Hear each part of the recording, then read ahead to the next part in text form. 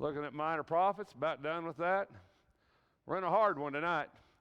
Zechariah, probably one of the hardest minor prophets in the whole Bible, because Zechariah had visions. Visions are always tough.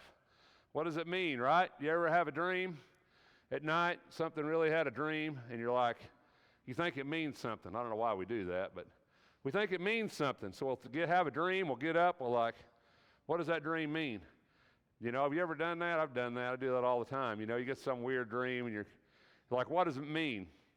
And I have some really weird dreams, especially since I started preaching.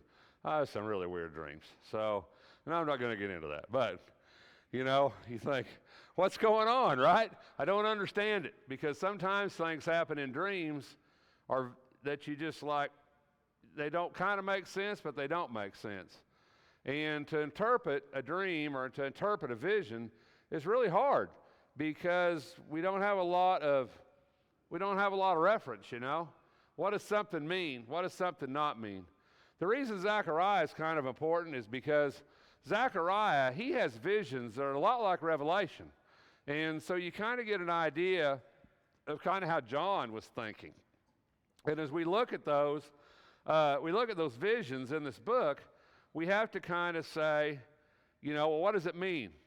And so it's kind of confusing. Zechariah is really late, 520, 480.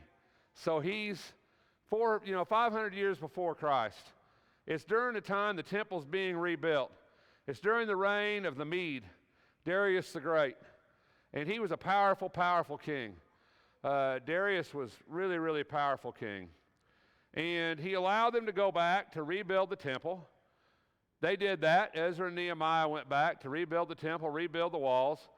But then they got discouraged. We talked about that last Sunday night. So Haggai come along and said, listen, boys, get with the program. Get the temple built. And right after Haggai, about 2 months after Haggai, Zechariah come along to prophesy. And basically it was the same idea. But Zechariah was looking a lot more in the future than Haggai was. And so Zechariah and Haggai are kind of contemporaries. He had 8 visions, all in one night. 8 dreams, you might say. And they all happened, and we know, because of the dating of Zechariah, we can tell you exactly what night that he had those dreams. That's pretty amazing. February 24th, 519 BC. Zechariah had a dream at night. And in that dream, there were 8 visions. So we have to figure out, what do they mean? That's hard, because like I say, when you have a dream, sometimes you're like, does it really make sense? The first dream Zechariah had was a man among the myrtle trees. And in this vision, it's kind of interesting. It's kind of an artist's depiction of Zechariah's 8 visions. He had the 4 horns, you see.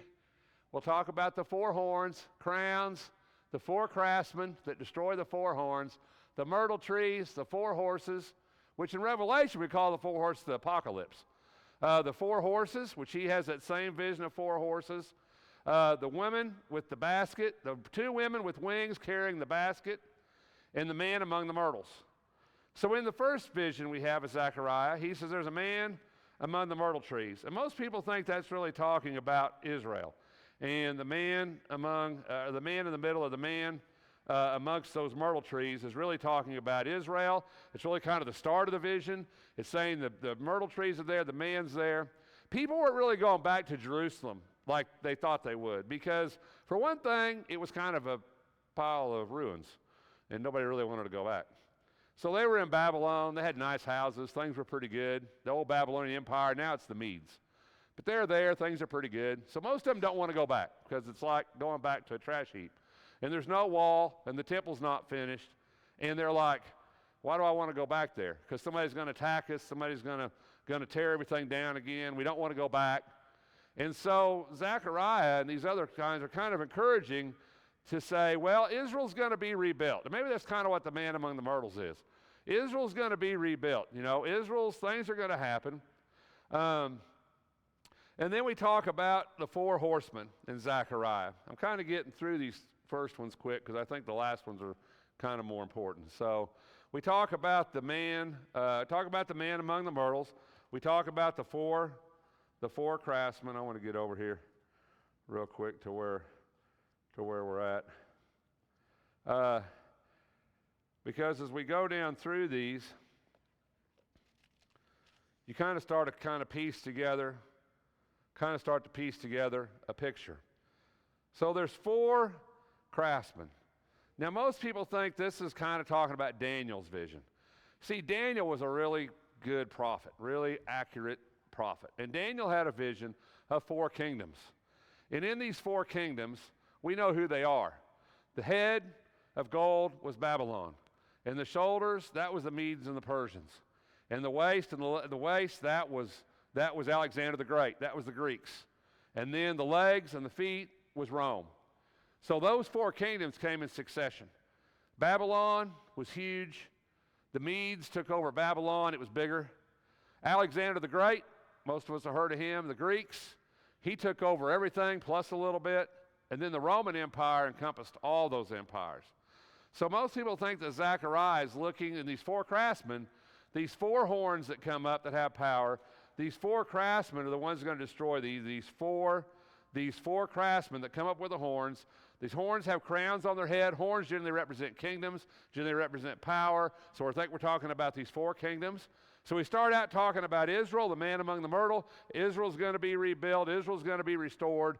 You know, God's going to take care of Israel. But then on top of this, you got these four kingdoms, these four horns and four crowns, the Babylonians, the Medes, the Greeks, and the Romans that are going to come along, and they're going to rule, and they're going to have kings, and they're going to have power, and they're going to have authority, and you're going to bow down to them. And that's kind of disturbing to a Jew, that idea. But then he comes along and he says, there's a man with a measuring tape. And every time we see that, whether it's in Revelation or Zechariah, what it means is that God's measuring it off to protect it, or God's measuring it off to say that's his. That's why you measure something, right? If you have a piece of property and you want to know if it's yours or you want to protect it, you call a surveyor, and a surveyor comes out and he measures it all out, right? And he says, this is your ground. And that means it's yours. You have to protect it. You're going to put a fence around it. You're going to do whatever it is. But it makes it yours. Says, this is mine. So every time God, even in Revelation and Zechariah, when God sends out somebody with a measuring tape, basically he's surveying that. He's saying, this is mine. I'm going to take care of it. I'm going to guard it. I'm going to protect it. In Revelation, we're talking about the church. He says, this is the church, and I'm going to protect it. I'm going to take care of it.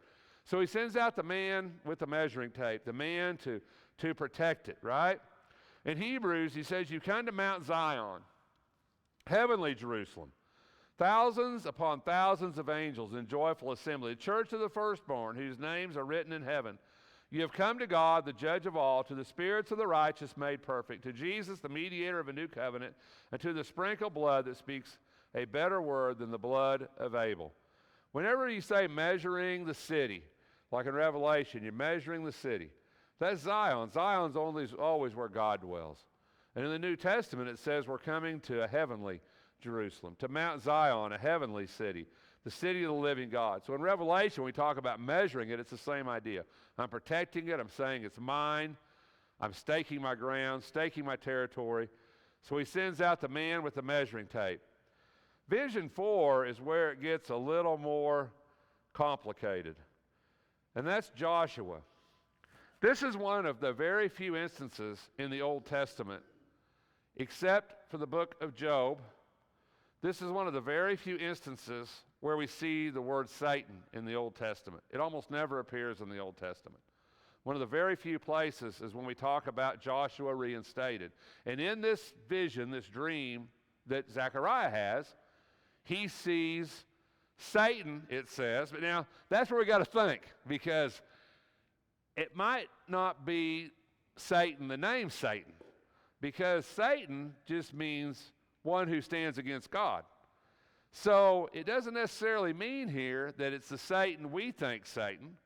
It could just be somebody in God's throne room that's standing more or less in adversary or against God. Now what's interesting about this is Joshua was the high priest who took the children of Israel over the river into the promised land.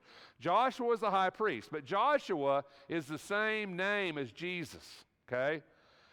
Yeshua, same name as Jesus.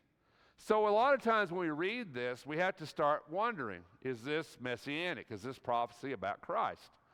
It says, Satan was standing. The Lord said to Satan, the Lord rebuke you, Satan. Indeed, the Lord who has chosen Jerusalem rebuke you. Is this not a brand plucked from the fire? Now Joshua was clothed with filthy garments, and standing before the angel, he spoke and said to those who were standing before him, saying, remove the filthy garments from him. It says, I've taken your iniquity from you and will clothe you with festal robes. Then I said, let them put a clean turban on his head. And they put a clean turban on his head, clothed him with garments, while the angel of the Lord was standing by. If you will walk in my ways, you will perform my service. You will also govern my house, have charge of my courts, and I will grant you free access among these who are standing here. So in some ways, I don't know that we're talking about Joshua here. It's a very interesting prophecy. And if you read a little further, it says the branch. Jesus is the branch. It says, now listen, Joshua, the high priest, you and your friends who are sitting in front of you, there are men who are assembled. I'm going to bring in my servant, the branch. For behold, the stone that I have set before Joshua, on one stone are 7 eyes. I will engrave an inscription on it. 7 eyes, perfection, God looking over everything. So when we start to put that together a little bit, Joshua is often looked at either as Christ or as a type of Christ. He brought the people of Israel over the Jordan into the promised land, Canaan, right? That's what Joshua did. Joshua took the children of Israel, the Hebrews, over the Jordan to Canaan, the promised land. Christ is going to take us from this earth, technically over the Jordan, which would be death, into the promised land. The name is the same. Hebrews 7:45, or Acts 7:45, Hebrews 4:8. It's a common name. As Joshua succeeded Moses, right? Moses died, didn't go across the Jordan. Joshua took the children across the Jordan. As Joshua succeeded Moses, so Christ succeeded the law. In 3:8 of what we just read, it talks about the sign. In 3:8, it says the branch and the service, which Isaiah 52:13 talks about Jesus being the branch. And in 3:9 through 10, it talks about the stone. And Jesus is the stone that the builders rejected that has become the chief cornerstone. So there's a lot of speculation here that this could be Christ. Christ is going to be the one who's going to take over the kingdom. He's going to give it to God. Christ is going to be the one that's going to rule. So 500 years before Christ, we're talking about him, which is pretty impressive. And we know there's other messianic prophecy that's older than this, but it's pretty impressive. Here's Christ in the Old Testament. The lampstand and the olive trees is really kind of unique because the lampstand is in the middle of the olive trees, and according to Zechariah's vision, the olive trees are providing oil continually to the lampstand. So that the lampstand will never go out. The lamp will never go out because the oil is continually coming from the trees. So the idea here, figuratively, is that Christ's kingdom, whether that be the church eventually or Israel at that time, but that it will never die. Because continually it's being supplied with oil. Continually it's being supplied. So continually, because 7 lampstands, 7's perfection. We know these numbers. So technically this will never, it's a lampstand that will never run dry, because the trees are continually giving it oil. And so when we're talking about the kingdom, what Zechariah is trying to encourage them is saying, listen, God's kingdom is never going to end. It's never going to go out. The flame's never going to go out because it's continually going to be nourished, continually going to be fed. So he gets this idea. And in the 6th vision, he talks about the flying scroll. Scrolls in the Bible, especially that are filled front and back, are either things that's completed or things that's going to happen. In this case, I think the flying scroll is a little bit of a judgment against Israel. It's in Zechariah 5. I lifted my eyes, a flying scroll, and the angel said to me, what do you see? And I said, a flying scroll. Its length is 20 cubits. Its breadth is 10 cubits. A cubit's about 18 inches, 20 inches. So you can kind of figure that out. And he says, this is a curse that goes out over the face of the whole land. For everyone who steals shall be cut off henceforth, according to everyone who sells falsely. It will enter the house of the thief, the house who swears falsely by my name. This is a scroll of condemnation. Basically, it's God writing it down and sending it to him and saying, listen, is this you? If this is you, then judgment's upon you. He's letting it be known. in other words. Letting it be known that if this is you, judgment's upon you. You're not going to escape it. It's like putting it in writing. We would say, I'm putting it in writing. And that's what God did. He put it in writing, and he sent it to him in a flying scroll in Zechariah's vision. And so, in vision 7, I know I'm going through these pretty fast, but you can read them for yourself. I don't want to bog you down. I could bog you down. I don't want to bog you down. So in vision 7, it's the women with the basket between them. That's an ephah of flour. And that's significant because in the Bible, that's always, when we talk about that, we always talk about injustice. Unbalanced scales. Don't press it down and measure it. Illegal trade, illegal trading, right? Not bartering faithfully, not giving you what you're due. So these women that are doing this, it's kind of this idea that, okay, you haven't acted right, and you haven't acted justly, and you haven't done what's right. And there's going to be a judgment because of that, but when we get to the next vision, he kind of says the judgment of these women is going out to these other two kingdoms.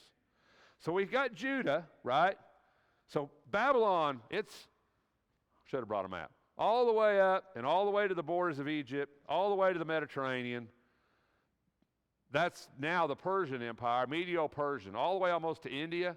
It's a huge empire, huge empire.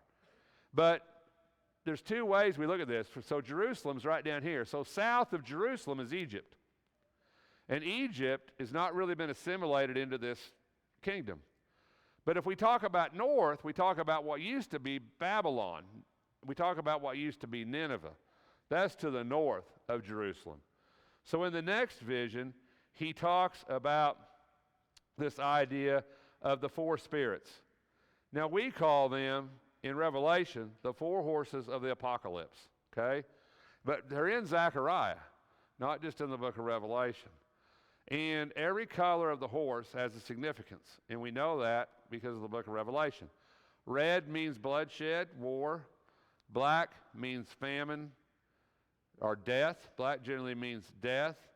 Pale is or dappled, can be like a mixture of those things. White is victory. So in Zechariah's vision, generally in Revelation we say Christ rides the white horse. But in this case, God says, I'm going to send judgment. Two of these horses are going north, which that would be the Medo-Persian Empire, Babylon or Nineveh, if you want to look at it that way, if you want to go back in time. And he says two of them are going south, which would be Egypt. Nebo would be Egypt.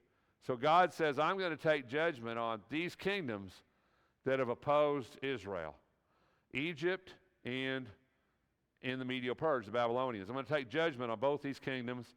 I'm going to take judgment on them, and I'm going to wreak vengeance on them. So why did Zechariah write this? What did it mean to them is the question. When you have that dream at night and you wake up and you're like, what did that mean? Well, you kind of ask the same thing with Zechariah. Why did you have this dream on that night?